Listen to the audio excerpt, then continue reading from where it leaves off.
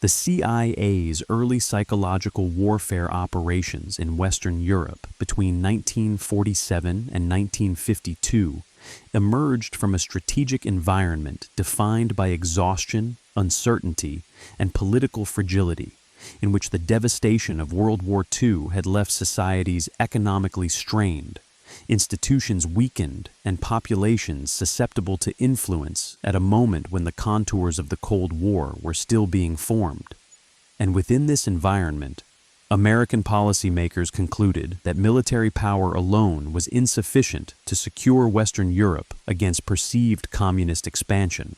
because the primary contest was not territorial, but political, unfolding through elections, labor movements, and public opinion rather than armed confrontation. And it was this assessment that drove the creation of a covert psychological warfare apparatus designed to shape attitudes, constrain the influence of communist parties, and stabilize pro-Western governments without resorting to overt force. And the foundation of these efforts lay in the reorganization of U.S. intelligence and foreign policy machinery after 1947, when the National Security Act created the Central Intelligence Agency and provided it with a mandate that included covert action, a mandate deliberately framed with ambiguity to allow deniable intervention in the political life of Allied states. And from its inception, this mandate was interpreted expansively by American officials, who believed that the ideological struggle with communism required active measures to influence foreign societies, particularly in Western Europe, where strong communist parties, militant labor unions, and fragile coalitions threatened to undermine recovery and alignment with the United States. And the urgency of this mission was reinforced by developments such as the collapse of coalition governments in France and Italy, the strength of communist-led unions in key industries, and the perception that economic hardship could translate into political realignment if left unaddressed. And within this context, psychological warfare was conceived not as propaganda in the traditional sense, but as a comprehensive effort to shape the informational environment in which political decisions were made, integrating media influence, labor engagement, and narrative framing into a coordinated strategy that operated largely behind the scenes. And the early architecture of these operations reflected lessons drawn from wartime experience, particularly the recognition that influence was most effective when it appeared organic rather than imposed, leading the CIA to prioritize indirect methods that worked through local actors, institutions, and voices, rather than overt American messaging. And this approach was evident in the emphasis on supporting non-communist media outlets, funding cultural and political organizations, and strengthening labor unions that opposed communist leadership, all while maintaining plausible deniability to avoid nationalist backlash or diplomatic fallout. And operationally, the CIA established specialized units responsible for psychological warfare and political action, working closely with the State Department and, where appropriate, with Allied intelligence services, to ensure that covert influence complemented overt diplomatic and economic initiatives such as the Marshall Plan, which provided the material foundation for recovery, while psychological operations sought to shape interpretation and political outcomes. And this integration was central to the strategy, because economic aid alone could not guarantee political stability if narratives framing that aid were controlled by hostile actors, and thus information control became a parallel front in the effort to anchor Western Europe within the emerging U.S.-led order. And in practice, these operations took multiple forms, beginning with media influence campaigns that aimed to strengthen independent newspapers, radio stations, and publishing houses, aligned with democratic and anti-communist values, often through covert subsidies, placement of sympathetic editors, or the provision of content that emphasized reconstruction, prosperity, and Western solidarity. And these efforts were calibrated to local contexts, recognizing that overtly American messaging could provoke resistance, whereas support for indigenous voices allowed narratives to circulate with greater credibility. And alongside media operations, the CIA focused intensively on labor unions, which were seen as critical battlegrounds because of their capacity to mobilize workers, disrupt economies, and influence electoral politics. And in countries such as France and Italy, communist-led unions exerted significant influence over key sectors, raising fears in Washington that strikes and labor unrest could destabilize governments and undermine recovery. And to counter this influence, the CIA covertly supported non-communist labor organizations, providing funding, training, and organizational assistance designed to strengthen alternative leadership and to frame labor advocacy in terms compatible with democratic capitalism rather than revolutionary politics. And this support was often channeled through intermediaries to preserve deniability, reinforcing the principle that psychological warfare depended on invisibility as much as effectiveness. And beyond media and labor, early CIA psychological operations extended into cultural and intellectual spheres, where influence over writers, academics, and opinion leaders was seen as essential to shaping long-term attitudes toward democracy, the United States, and the Soviet Union. And while these efforts were less centralized and more experimental during the 1947 to 1952 period, they reflected a growing conviction that the Cold War would be decided not only by policy outcomes, but by the moral and intellectual frameworks through which societies understood their choices. And this conviction drove investment in conferences, publications, and exchanges that promoted liberal democratic norms and marginalized communist ideology without appearing to suppress it directly. And underlying all of these activities was a common operational logic that prioritized shaping choice rather than imposing outcomes, seeking to influence what options appeared legitimate,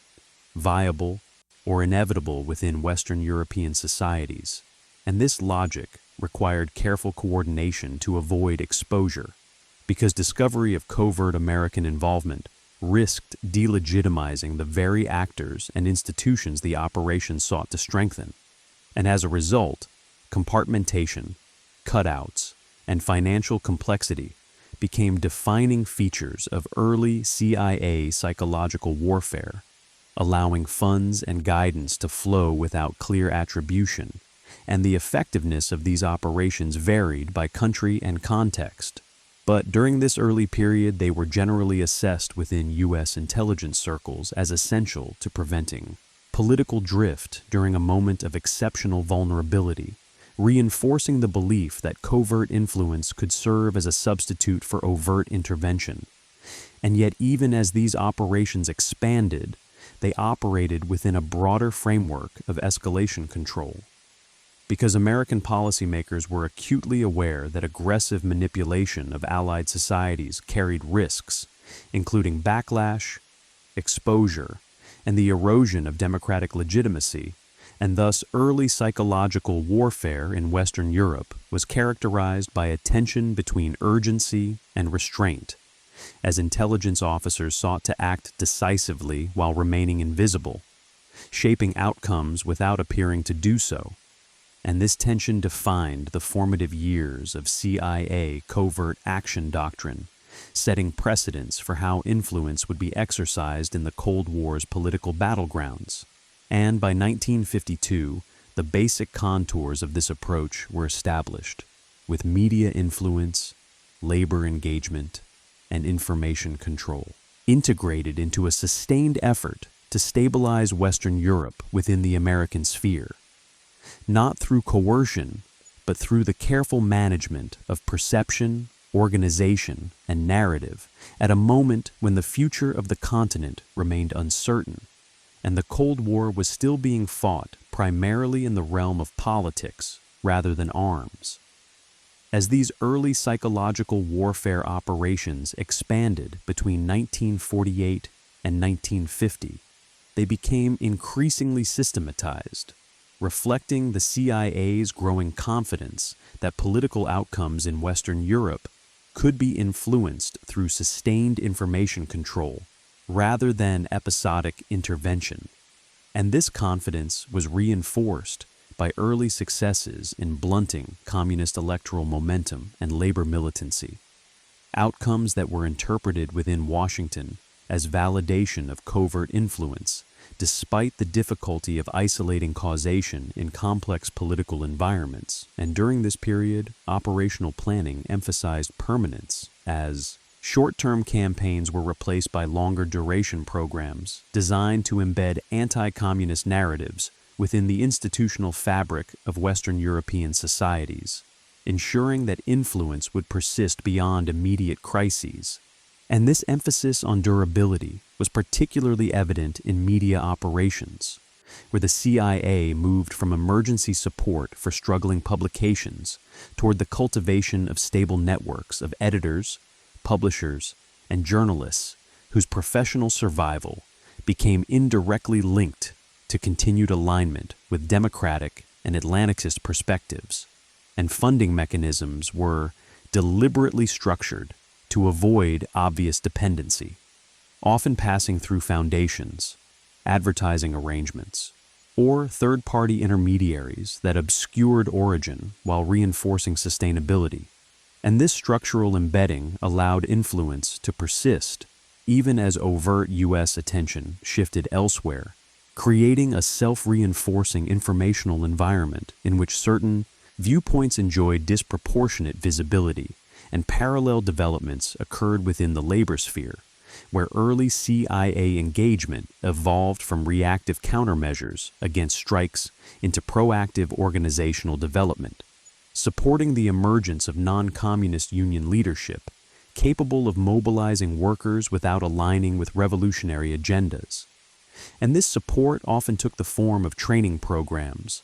logistical assistance, and strategic advice, rather than direct instruction, reflecting an understanding that effective influence required local ownership rather than external direction. And by strengthening alternative labor institutions, the CIA sought not merely to weaken communist unions, but to redefine the boundaries of legitimate labor activism, framing collective bargaining and worker representation as compatible with democratic capitalism rather than antagonistic to it. And this reframing was reinforced through coordinated media messaging that portrayed non-communist unions as responsible and modern, while depicting communist-led actions as disruptive and aligned with foreign interests. A narrative that gained traction as economic recovery accelerated, and the costs of instability became more apparent to workers themselves. And alongside media and labor efforts, the CIA expanded its engagement with political parties and civic organizations, offering covert support to centrist and social democratic groups viewed as bulwarks against polarization, particularly in electoral contexts where narrow margins could determine government composition. And this support was carefully calibrated to avoid overt dominance, as American planners recognized that excessive intervention could delegitimize allied governments and fuel nationalist backlash. And thus influence was exerted indirectly through messaging assistance, organizational support, and strategic coordination, rather than through direct control. And throughout this period, coordination with overt U.S. policy instruments remained central, because psychological warfare was designed to complement economic aid and diplomatic engagement, rather than substitute for them, ensuring that narratives of recovery and cooperation were grounded in tangible improvement rather than abstract ideology. And this integration reduced the risk that covert influence would be exposed as hollow or manipulative, anchoring it instead in lived experience. And as operations matured, internal CIA assessments increasingly emphasized the importance of consistency and patience, recognizing that shaping public opinion and institutional culture required sustained effort over years rather than dramatic intervention. a recognition that distinguished early Western European psychological warfare from later,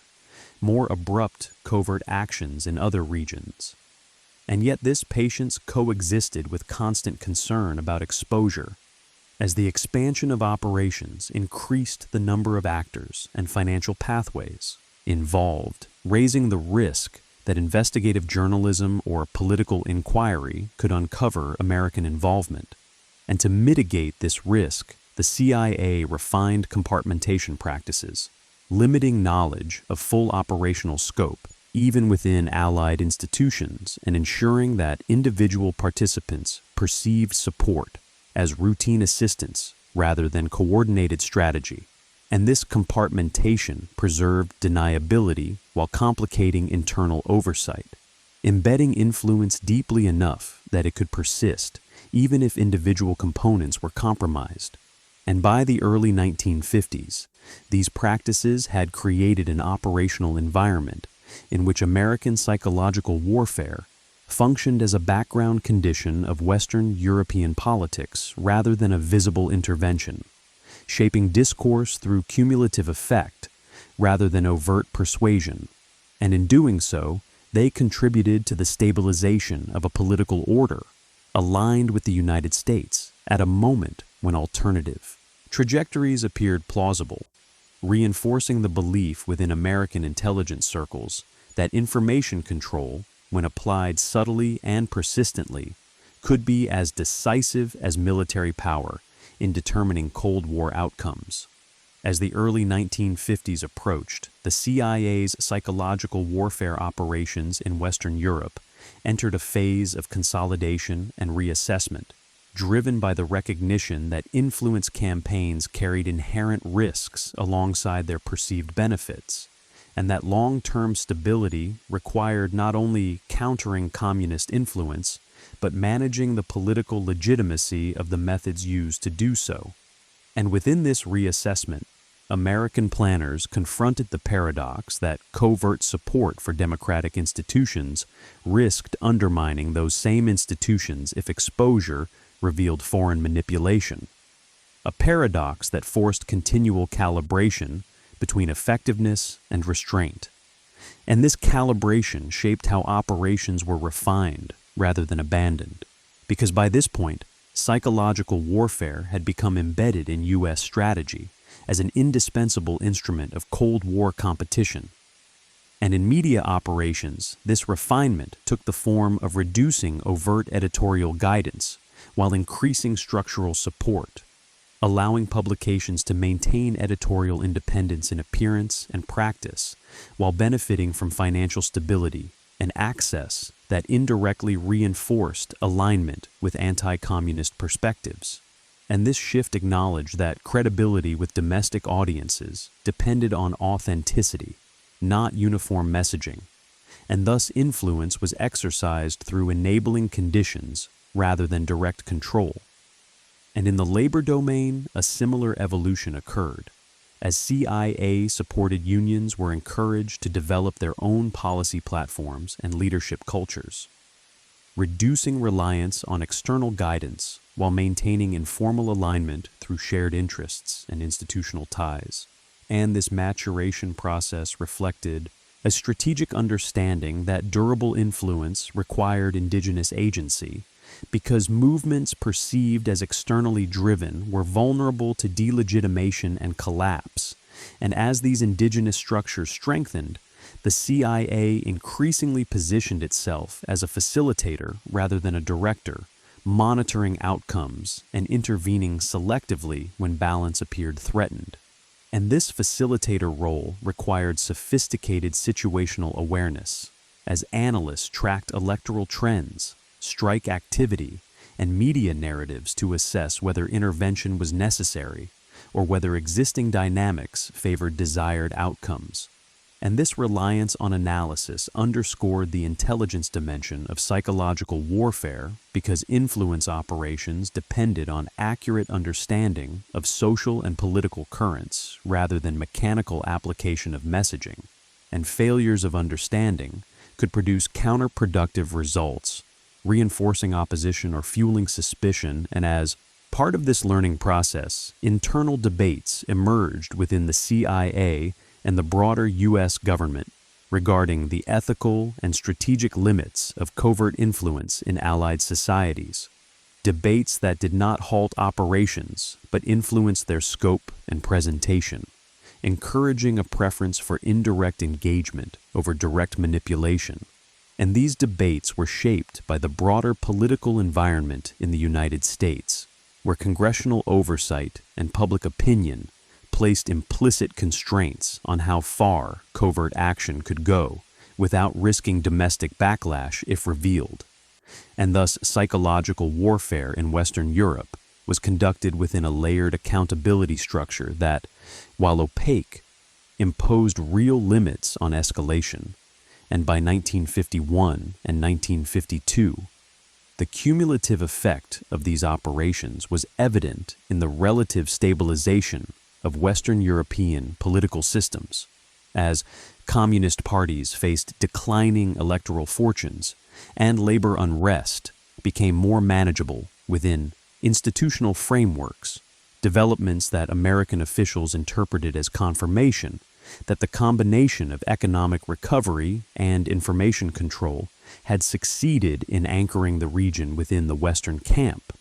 And this interpretation reinforced confidence in the model, encouraging its adaptation to other regions even as conditions differed significantly. And yet, the Western European experience also left a legacy of caution, because the complexity of these operations and their dependence on local context underscored that psychological warfare could not be standardized without loss of effectiveness, and this realization influenced how subsequent covert actions were planned,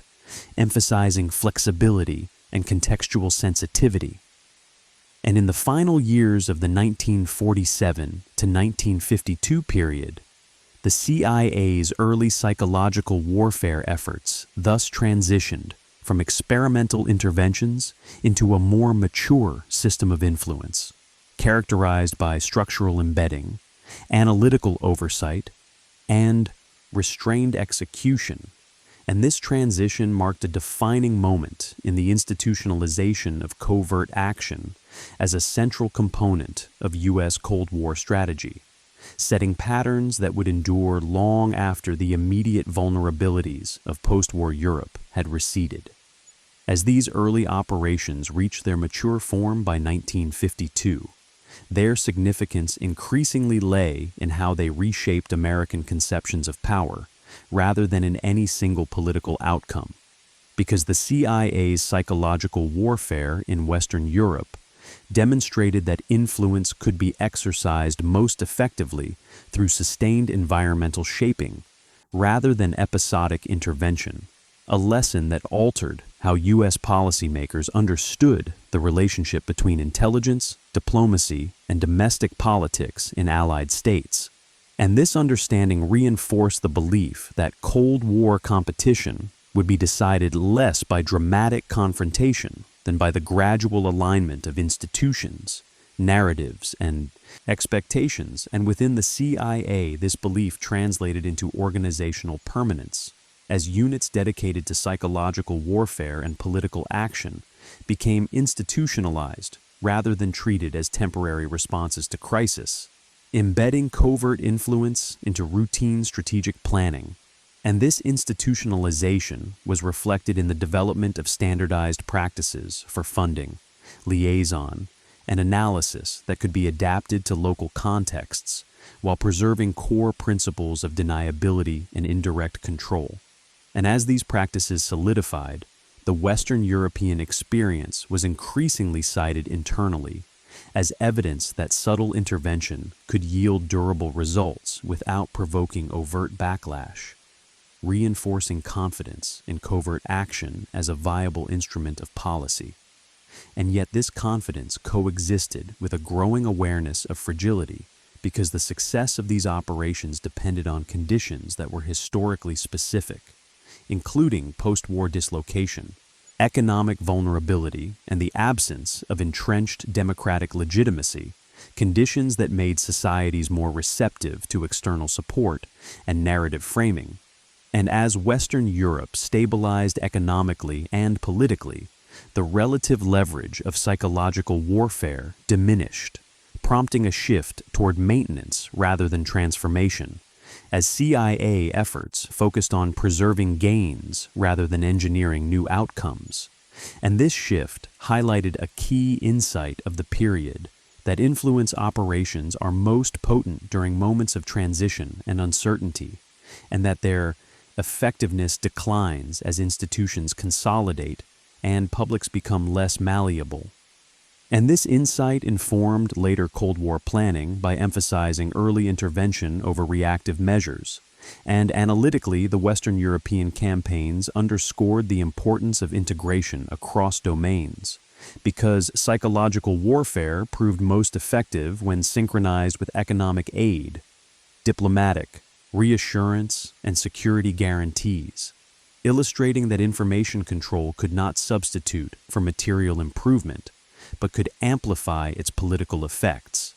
And this integration reduced the risk that covert influence would be exposed as manipulative, grounding narratives in lived experience rather than abstract messaging. And from a historical perspective, these operations also illuminate the blurred boundary between support and manipulation in Cold War policy, revealing how the United States justified intervention in Allied societies as a defensive necessity while accepting the tension this created with democratic norms. A tension managed through secrecy and deniability rather than resolved through transparency. And this tension would persist throughout the Cold War, shaping debates over the legitimacy and limits of covert action. And by the conclusion of the 1947 to 1952 period, the CIA's early psychological warfare in Western Europe had achieved its immediate objective of stabilizing the region within the Western camp. But its deeper legacy lay in the doctrines it established, doctrines that treated media, labor, and information control as enduring arenas of competition requiring continuous attention. And these doctrines influenced U.S. behavior far beyond Europe, even as the specific conditions that had made early success possible faded.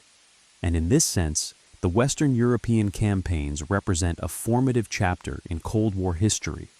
illustrating how power could be exercised quietly through institutions and narratives, shaping political landscapes over time without the visible use of force,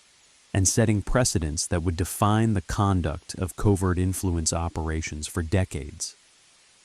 In the longer-term evaluation of these early CIA psychological warfare operations, their most consequential effect was the normalization of covert influence as a routine instrument of policy in Allied democratic societies, a development that reshaped both the practice of intelligence and the assumptions underpinning Western Cold War strategy.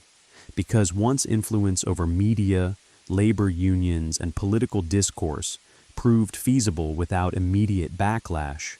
it became easier to justify continued intervention as a preventative necessity rather than an exceptional measure. And this normalization altered institutional culture within the CIA, encouraging planners to view information control as an enduring requirement rather than a temporary response to post-war instability.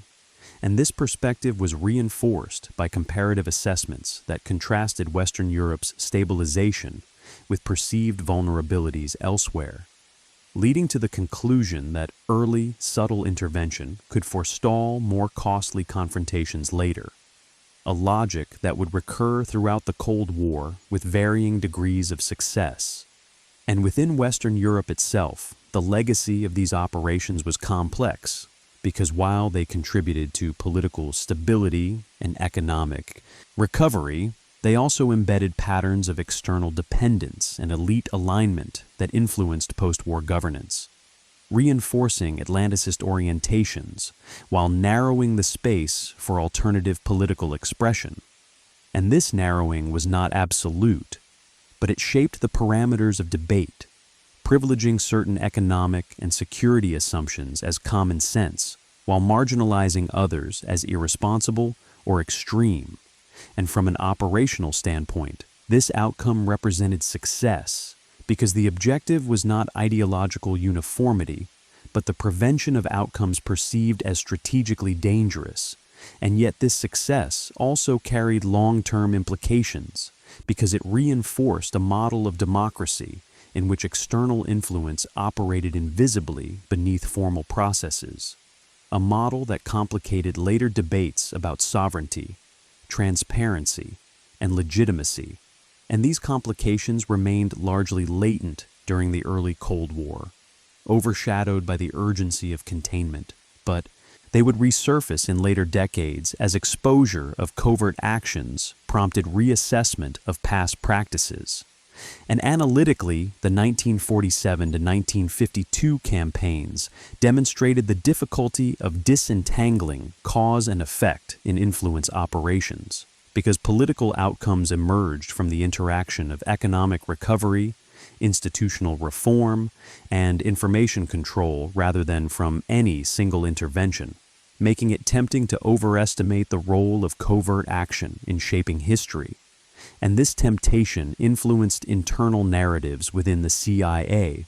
where successes were often attributed to skill and planning, rather than to favorable context, reinforcing confidence in methods that were less effective when conditions differed. And this pattern underscores the importance of viewing early Western European psychological warfare as a product of its time, effective in a moment of dislocation, but not easily generalizable. And as Cold War competition expanded globally, the lessons drawn from Europe were applied unevenly, sometimes with destabilizing consequences. And in retrospect, the Western European experience stands out as an instance where covert influence aligned with broader structural trends toward recovery and integration, amplifying outcomes that might have occurred in any case. And by the early 1950s, the immediate urgency that had driven psychological warfare began to recede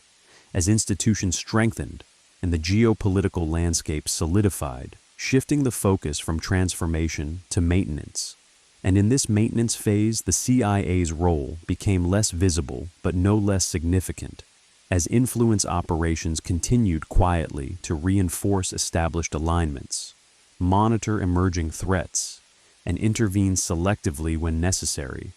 And this quiet persistence reflects the enduring legacy of the early period,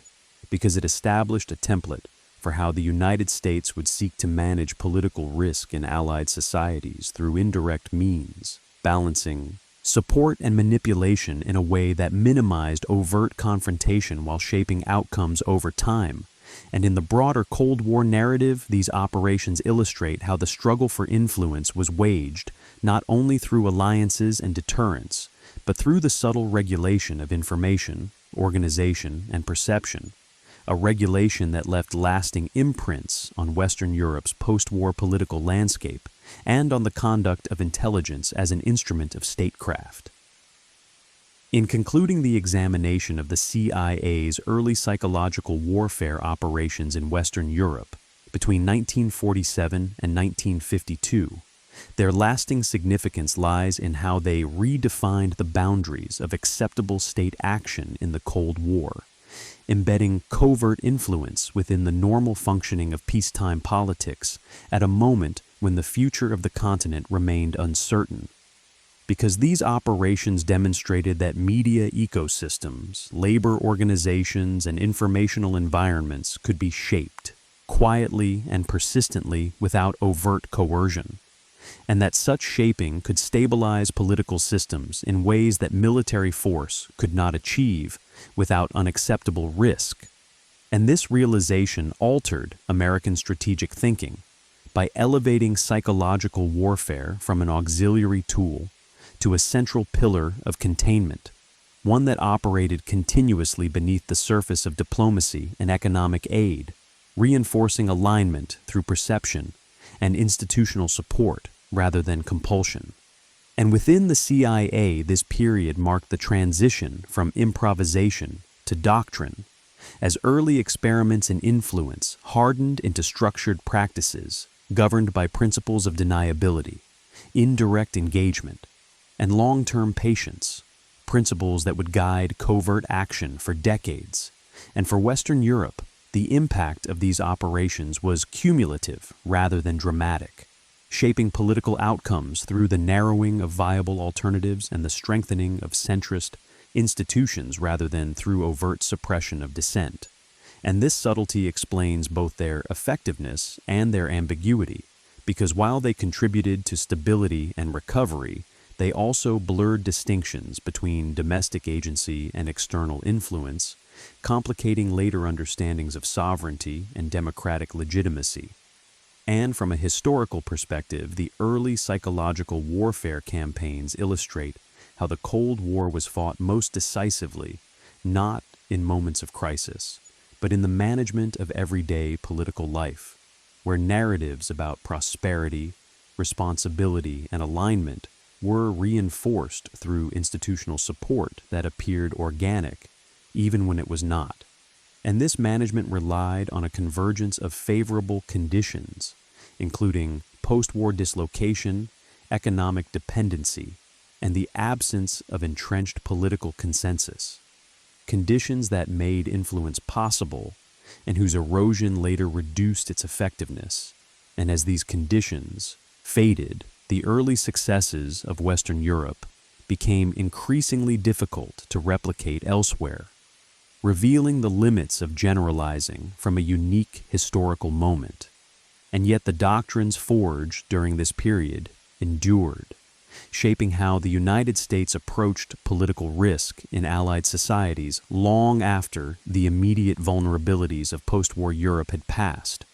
And in this sense, the 1947 to 1952 operations represent a formative chapter in Cold War history, one that illuminates how power was exercised quietly through media, labor, and information control,